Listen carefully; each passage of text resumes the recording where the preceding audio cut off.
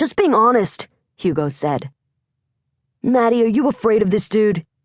Maddie shook his head and said, Sorry, Monsieur de Laverne. Hugo comes uncensored. Real, you mean, Hugo said. Straight shooter, you mean? He then bet our visitors that he could lift any of them over his head, but got no takers. Once the nonsense stopped and the presentations were underway, I turned my scattered thoughts to my beautiful, brilliant, and somewhat capricious late grandmother, Tandy Angel. Although she died before any of us were born, we'd heard stories about her wild summer on a kibbutz when she was 17, her intrepid trips abroad on tramp steamers, and her high-flying life in New York and Paris. But what we'd first learned about her came in the form of a scandalous, handwritten codicil to her last will and testament that read, I am leaving Malcolm and Maud $100 because I feel that is all they deserve. Our father had framed and hung that big chop, what our family not so affectionately calls our parents' punishments, in the stairwell near the master bedroom, where we all saw it several times a day. Why had Graham Hilda disowned Malcolm? Maud, our very own tiger mom, had said that Hilda hadn't approved of the marriage. That must have meant Hilda hadn't approved of her. Maybe that was true, but I often wondered what else we hadn't been told. I tuned back into the men in gray as they itemized Graham Hilda's holdings, projected receipts, calculated interest rates, and translated international rates of exchange. I followed the back and forth up to a point. I asked questions, I made notes, but honestly the numbers were dense and dizzying, and although I'm a bit of a math whiz, this was a deluge of black ink and fine print with no apparent bottom line. Plus the millions of questions and doubts about James kept slipping into my thoughts like evil weeds. I tried, but I couldn't read a single face across the table. Were we bankrupt or not? Why were there so many papers for us to sign? Finally, I'd had enough. Excuse me, Monsieur de Laverne, I said. Will you summarize, please?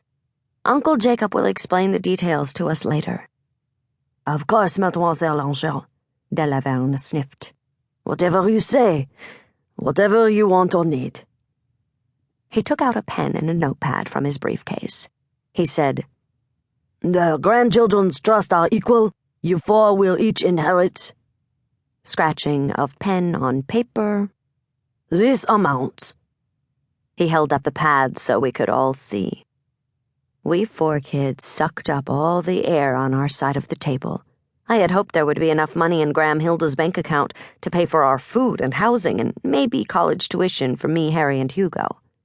My most extreme wish hadn't even been close. De Laverne went on. But your grandmother was a careful woman. You won't get this money all at once. In fact, your inheritance will be divided into monthly payments and distributed to each of you over the next, 42 years. Your uncle will be your executor until you each reach your majority. Wait, I said. You're saying I'll get a monthly allowance until I'm 58 years old? Exactly, said Graham Hilda's most trusted senior attorney. Unless you disgrace the family name. He tapped the stack of papers the four of us had to sign. The degree of disgrace will be determined by the five of us. Messieurs Portsmouth, Simon, and Bourgogne. Your Uncle Jacob and me, of course. Really? I would be responsible to 4 strangers and Jacob for the next 42 years? By the way, our family was not exactly famous for following rules, so what exactly was their definition of disgrace? Your inheritance represents both a gift and a challenge, de Laverne continued, brightening for the first time in 3 hours. That was your grandmother's guiding principle, and we expect it will become yours as well. Once again, thoughts of James seeped into my unwilling mind.